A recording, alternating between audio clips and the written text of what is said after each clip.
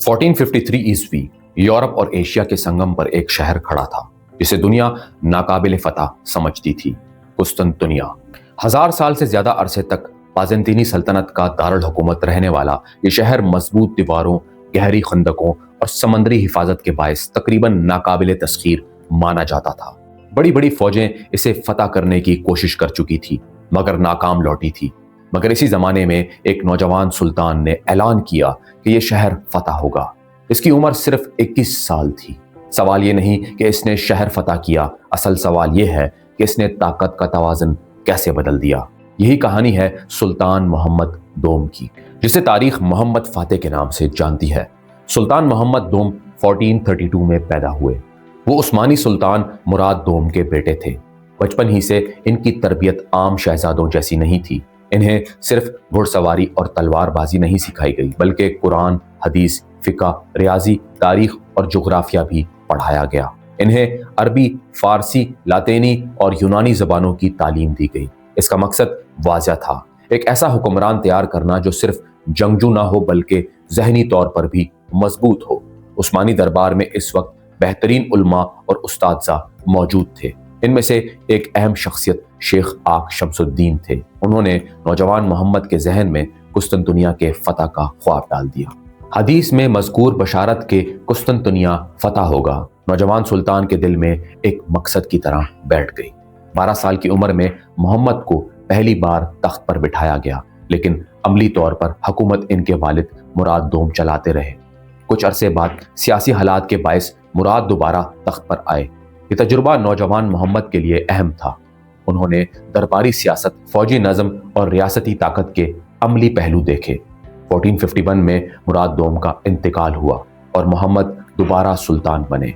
अब वो मुकम्मल इख्तियार के साथ हुक्मरान थे, मगर इस वक्त उस्मानी सल्तनत अभी यूरोप की बड़ी ताकतों के बराबर नहीं थी। इनके सामने सबसे बड़ी रुकावट कुस्तुनतुनिया था, जो उस्मानी इलाकों के बीच में एक जजीरे की तरह मौजूद था। बाज़ंतीनी सल्तनत कभी अजीम ताकत थी, मगर 15वीं सदी तक वो कमज़ोर हो चुकी थी। इसके ज़ेर असर इलाके कम हो गए थे, मईशत ख़राब थी, फ़ौज महदूद हो चुकी थी, मगर इनकी सबसे बड़ी ताकत इसका दारुल हुकूमत था। कुस्तुनतुनिया की दीवारें 3 तहों पर मुश्तमिल थी। इनकी मोटाई और बुलंदी ने सदियों तक दुश्मनों को रोके रखा। समंदर की तरफ से भी मजबूत दिफा था। गोल्डन हारन नामी खलीज के दहाने पर एक भारी जंजीर डाली जाती थी ताकि दुश्मन के जहाज अंदर ना आ सके। यही वजह थी कि शहर को नाकाबिल तस्खीर समझा जाता था। सुल्तान मोहम्मद ने जल्दबाजी नहीं की। उन्होंने पहले ताकत बनाई। उन्होंने फौज को मुनज़्ज़म किया, तोप खाने को जदीद बनाया और बहरी बेड़े को मजबूत कर लिया। इस दौर में बारूद और तोपों का इस्तेमाल बढ़ रहा था।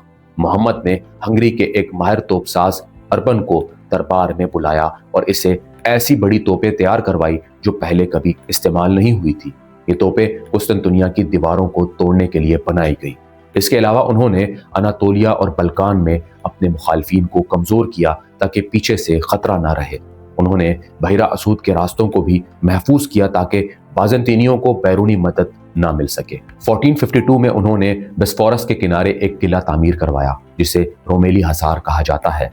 इसका मकसद था बहरी रास्ते को कंट्रोल करना और कुस्तुनतुनिया को सप्लाई से काट देना। ये कदम वाज़ेह इशारा था कि उस्मानी अब फैसला कुन इक़दाम की तैयारी कर रहे हैं। बाज़ंतीनी शहंशाह कुस्तुनतीन 11वीं ने यूरोप से मदद मांगी, मगर इस वक्त यूरोपी ताकतें आपस के झगड़ों में मसरूफ थी। कुछ मदद जरूर आई, मगर वो शहर को बचाने के लिए काफ़ी न थी। 1453 के अवाइल में उस्मानी फौज ने कुस्तुनतुनिया का मुहासरा कर लिया। फौज की तादाद के बारे में मौरखीन में इख्तलाफात हैं, मगर अंदाज़न 1 लाख के करीब उस्मानी सिपाही थे, जबकि शहर के अंदर मौजूद मुदाफिन की तादाद बहुत कम थी। उस्मानियों ने दीवारों पर मुसलसल तोपों की गोलाबारी शुरू की। ये एक नई जंगी हिकमत अमली थी। पहले जो दीवारें सदियों तक नाकाबिल शिकस्त थी, अब तोपों के सामने कमज़ोर पड़ने लगी। मुहासरे के दौरान एक अहम वाक़या पेश आया। गोल्डन हारन के दहाने पर मौजूद जंजीर की वजह से उस्मानी बहरी बेड़ा अंदर दाखिल नहीं हो सकता था। सुल्तान मोहम्मद ने एक गैर मामूली हिकमत अमली इख्तियार कर ली। उन्होंने अपने जहाज़ों को लकड़ी के तख्तों पर चढ़ाकर खुश्की के रास्ते खलीज के अंदर पहुंचा दिया। ये इक़दाम न सिर्फ फौजी लिहाज से अहम था बल्कि नफसियाती लिहाज से भी। शहर के अंदर मौजूद लोगों पर इसका गहरा असर पड़ा। انہیں احساس ہوا کہ دشمن صرف طاقتور نہیں بلکہ ذہین بھی ہے۔ وہ حسرہ تقریباً 2 ماہ جاری رہا۔ شہر کے اندر خوراک کی کمی ہونے لگی، دیواروں پر مسلسل حملے ہو رہے تھے۔ آخرکار 29 مئی 1453 کو آخری حملہ کیا گیا۔ شدید لڑائی کے بعد عثمانی فوج دیواروں کے اندر داخل ہو گئی۔ شہنشاہ قسطنطین 11ویں جنگ میں مارا گیا۔ قسطنطنیہ سقوط کر گیا۔ 1000 سالہ بازنطینی سلطنت کا خاتمہ ہو گیا۔ سلطان محمد شہر میں داخل ہوئے۔ انہوں نے لوٹ مار کو محدود کیا اور جلد ہی نظم و ضبط قائم کر لیا۔ انہوں نے شہر کو اپنا دارالحکومت بنایا اور اس کا نام استنبول رکھا۔ انہوں نے عیسائی آبادی کو مکمل طور پر ختم نہیں کیا بلکہ انہیں اپنے مذہب پر قائم رہنے کی اجازت دی۔ اس سے واضح ہوتا ہے کہ ان کا مقصد صرف تباہی نہیں بلکہ ایک نئی طاقت کا قیام تھا۔ قسطنطنیہ کی فتح نے عالمی طاقت کا توازن بدل دیا۔ عثمانی سلطنت اب ایک بڑی یورپی طاقت بن گئی۔ یورپ کے لیے مشرقی تجارتی راستے مشکل ہو گئے، جس کے نتیجے میں سمندری راستوں کی تلاش تیز ہوئی۔ بعض مورخین اسے یورپی جغرافیائی انکشافات کے آغاز سے جوڑتے ہیں۔ اس فتح نے نہ صرف ایک شہر بلکہ تاریخ کا رخ بدل دیا۔ 29 مئی 1453 کو قسطنطنیہ فتح ہو چکا تھا۔ 1000 سال پرانی بازنطینی سلطنت ختم ہو گئی تھی، مگر کسی شہر کو فتح کرنا ایک بات ہے اور اسے مستحکم دارالحکومت بنانا دوسری بات۔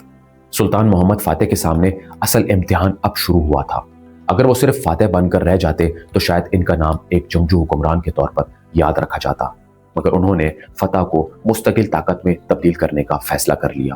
سب سے پہلے انہوں نے شہر میں نظم قائم کیا۔ ابتدائی لوٹ مار کو متحد کیا گیا اور جلد ہی انتظامی کنٹرول بحال کر لیا گیا۔ شہر تقریباً خالی ہو چکا تھا۔ جنگ، ہجرت اور خوف کے باعث آبادی کم ہو گئی تھی۔ محمد فاتح نے مختلف علاقوں سے لوگوں کو استنبول لا کر بسایا۔ مسلمانوں کے ساتھ ساتھ عیسائیوں اور یہودیوں کو بھی شہر میں آباد ہونے کی دعوت دی گئی۔ ان کا مقصد واضح تھا، وہ ایک ایسا عالمی دارالحکومت بنانا چاہتے تھے جو تجارت، علم اور سیاست کا مرکز ہو۔ انہوں نے آیا صوفیہ کو مسجد میں تبدیل کیا، مگر ساتھ ہی عیسائی مذہبی قیادت کو مکمل طور پر ختم نہیں کیا۔ انہوں نے یونانی آرتھوڈاکس چرچ کے نئے پادری کو مقرر کرنے کی اجازت دی۔ اس سے انہیں 2 فائدے حاصل ہوئے۔ ایک یہ کہ شہر میں استحکام آیا، دوسرا یہ کہ انہوں نے خود کو صرف فاتح نہیں بلکہ حکمران کے طور پر منوایا۔ طاقت صرف تلوار سے قائم نہیں رہتی، اسے قبولیت بھی چاہیے ہوتی ہے۔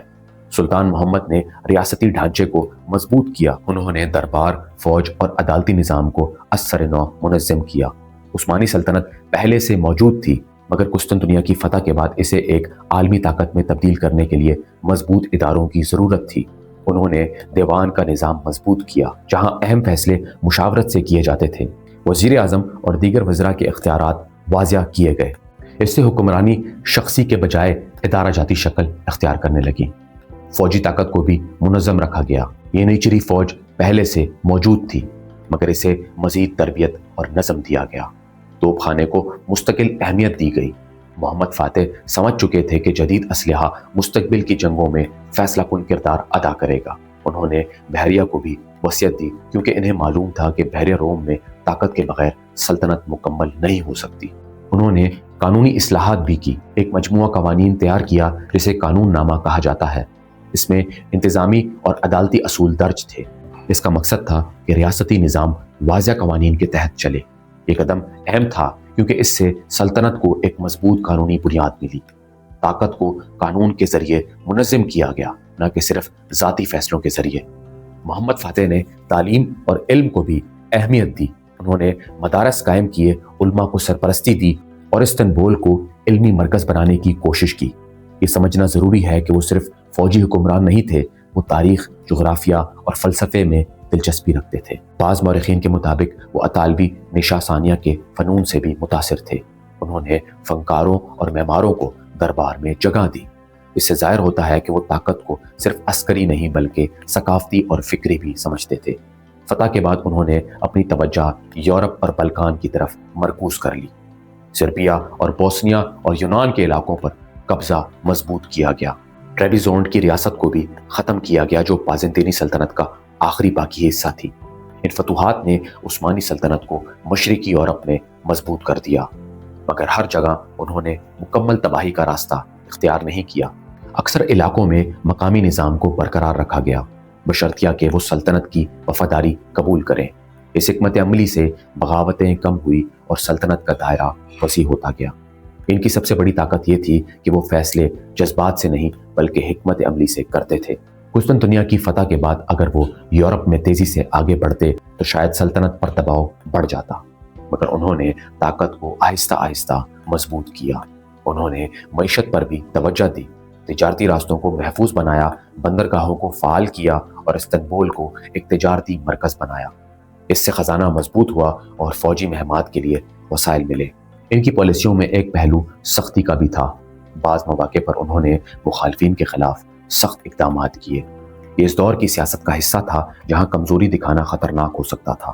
ताकत को बरकरार रखने के लिए बाज़ औक़ात सख्त फैसले करने पड़ते थे, मगर मजमूई तौर पर इनकी हुक्मरानी में एक वाज़ेह सिमत थी। वो एक मुनज़्ज़म, मुस्तहकम और वसी सल्तनत चाहते थे।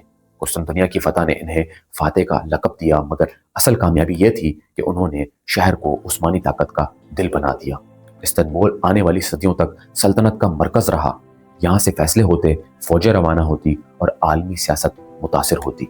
एक नौजवान सुल्तान ने सिर्फ दीवारें नहीं गिराई बल्कि एक नए अहद की बुनियाद रखी। कुस्तुनतुनिया की फतह के बाद सुल्तान मोहम्मद फातेह सिर्फ एक फातेह नहीं रहे, वो एक आलमी ताकत के मेहमान बन चुके थे। मगर तारीख में हर उरूज के साथ इम्तिहान भी आता है। फतह के बाद असल सवाल ये था कि क्या उस्मानी सल्तनत अपनी नई हैसियत को बरकरार रख सकेगी या नहीं। मोहम्मद फातेह ने अगले बरसों में यही साबित करने की कोशिश की कि इनकी कामयाबी महज एक वाक़या नहीं बल्कि एक पॉलिसी का नतीजा थी। फतह के बाद उन्होंने बल्कान में अपनी पोजीशन मजबूत की, सर्बिया और बोस्निया को मुकम्मल तौर पर सल्तनत में शामिल कर लिया। अल्बानिया में सिकंदर बेग की मज़ाहमत ने कुछ अरसे मुश्किलात पैदा की, मगर मजमूई तौर पर उस्मानी असर बढ़ता गया। यूनान के मुख्तलिफ हिस्सों पर भी कब्जा मुस्तहकम हुआ। 1461 में ट्रेबिज़ोन की रियासत को ख़त्म कर दिया गया, जो बाज़ेंतीनी सल्तनत का आखिरी निशान थी। इससे मशरिकी अनातोलिया में भी उस्मानी कंट्रोल मुकम्मल हो गया। सुल्तान मोहम्मद ने सिर्फ यूरोप पर तवज्जो नहीं दी बल्कि अनातोलिया के अंदरूनी मामलात को भी मुनज़्ज़म किया। मुख्तलिफ तर्क रियासतें जो नीम खुद मुख्तार थी, इन्हें मरकजी निज़ाम के तहत लाया गया। इससे सल्तनत का ढांचा मजबूत हुआ। ताकत का असल राज यही था कि उन्होंने मरकज को मजबूत किया और सूबों को इसके ताबे रखा। अगर मरकज कमजोर होता तो वसी सल्तनत बिखर सकती थी। बहरी ताकत भी इनकी हिकमत अमली का अहम हिस्सा थी। बहरा रोम में वेनस और जनवा जैसी रियासतें मजबूत थी। उस्मानियों और वेनस के दरमियान कई बरस जंग जारी रही। आखिरकार मुआहदा हुआ, मगर इस दौरान उस्मानी बहरिया मजबूत हो चुकी थी। मोहम्मद फातेह समझते थे कि ज़मीनी ताकत काफ़ी नहीं, समुद्री ताकत भी ज़रूरी है। यही सोच बाद में उस्मानियों को बहरा रोम की बड़ी ताकत बनाती है।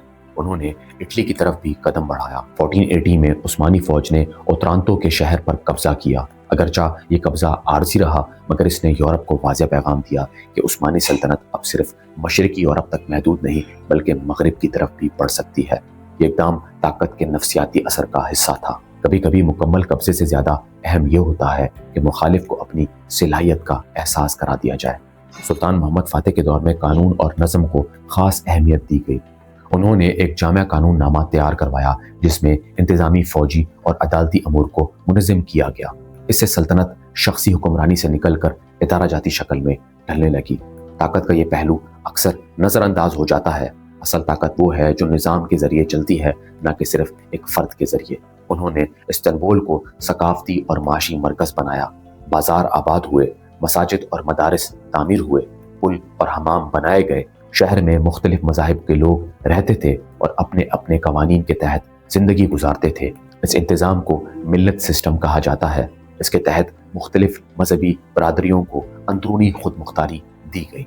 इससे सल्तनत में इस्तेकाम आया और बगावत के इम्कानात कम हुए। ताकत को लचक के साथ इस्तेमाल किया गया, मगर हर दौर में मुश्किलात भी होती हैं। मुसलसल फतूहात ने खजाने पर दबाव डाला। यूरोपी ताकतें मुत्तहद होने लगी। अंदरूनी साजिशें और दरबारी सियासत भी मौजूद थी। मोहम्मद फातेह को बाज़ औक़ात सख्त फैसले करने पड़े। उन्होंने जानशीनी के मसले को भी कानून के जरिए वाज़िया किया ताकि खाना जंगी कम हो। ये फैसले इस बात की अलामत थे कि वो ताकत को सिर्फ आज के लिए नहीं बल्कि आने वाले कल के लिए महफूज करना चाहते थे। 1481 में जब वो एक नई मुहिम के लिए रवाना हुए तो रास्ते में इनका इंतकाल हो गया। इनकी उम्र सिर्फ 49 बरस थी। इनकी वफात के बाद सल्तनत कायम रही और आने वाले सदियों में मजीद वसी हुई। یہ اس بات کا ثبوت ہے کہ انہوں نے صرف فتوحات نہیں کی بلکہ ایک ایسا نظام چھوڑا جو ان کے بعد بھی چلتا رہا۔ اب اگر ہم ان کی میراث کو دیکھیں تو چند بڑی باتیں سامنے آتی ہیں۔ پہلی یہ کہ انہوں نے ایک کمزور ہوتی ہوئی بازنطینی طاقت کو ختم کر کے عثمانی سلطنت کو عالمی طاقت بنا دیا۔ دوسری یہ کہ انہوں نے فتح کو مستقل ریاستی ڈھانچے میں تبدیل کر دیا۔ تیسری یہ کہ انہوں نے جدید جنگی حکمت عملی کو استعمال کر کے طاقت کا نیا معیار قائم کر لیا۔ توپ خانے کا مؤثر استعمال، بحری حکمت عملی اور ادارہ جاتی اصلاحات ان کے دور کی نمایاں خصوصیات تھی۔ ان کی فتح نے یورپ کی تاریخ پر بھی اثر ڈالا۔ تجارتی راستے بدل گئے، سمندری مہمات تیز ہوئی اور جغرافیائی دریافتوں کا دور شروع ہوا۔ بعض مورخین کے مطابق قسطنطنیہ کی فتح نے یورپی نشا ثانیہ کو بھی بالواسطہ طور پر متاثر کیا، کیونکہ بہت سے یونانی علماء مغرب کی طرف چلے گئے اور اپنے ساتھ قدیم علوم لے گئے۔ اس طرح ایک واقعہ نے عالمی تاریخ کے دھار کو بدل دیا۔ سلطان محمد فاتح کی زندگی ہمیں ایک اہم سبق دیتی ہے۔ طاقت صرف جذبے سے نہیں بنتی، تیاری سے بنتی ہے۔ وہ صرف ایک نوجوان فاتح نہیں تھے بلکہ ایک منظم حکمران تھے۔ انہوں نے خواب دیکھا، منصوبہ بنایا، وسائل جمع کیے اور پھر قدم اٹھایا۔ یہی ترتیب انہیں دوسروں سے ممتاز کرتی ہے۔ آخر میں یہی کہا جا سکتا ہے کہ سلطان محمد فاتح نے ثابت کیا کہ عمر طاقت کی حد نہیں ہوتی، اصل طاقت ویژن، تیاری اور نظم میں ہوتی ہے۔ انہوں نے ایک شہر نہیں بلکہ ایک عہد فتح کیا۔ ان کی میراث صرف استنبول کی دیواروں میں نہیں بلکہ اس نظام میں ہے جو صدیوں تک قائم رہا۔ یہ تھی سلطان محمد فاتح کی مکمل داستان، ایک نوجوان سلطان جس نے طاقت کے معنی بدل دیے اور ایک ایسی سلطنت کی بنیاد مضبوط کی جو آنے والی صدیوں تک دنیا کی بڑی طاقتوں میں شمار ہوتی رہی۔ دوستوں، اگر آپ نے ہمارا چینل سبسکرائب نہیں کیا ہوا تو چینل کو لازمی سبسکرائب کریں، کمنٹ سیکشن میں جا کے کمنٹس لازمی کریں تاکہ مجھے اندازہ ہو کہ آپ لوگوں کو یہ کہانی کیسی لگی اور مزید آپ کیسی کہانیاں سننا چاہتے ہیں۔ ملتے ہیں ایک اور کہانی میں، تب تک کے لیے اپنا خیال رکھیے گا۔ اللہ حافظ۔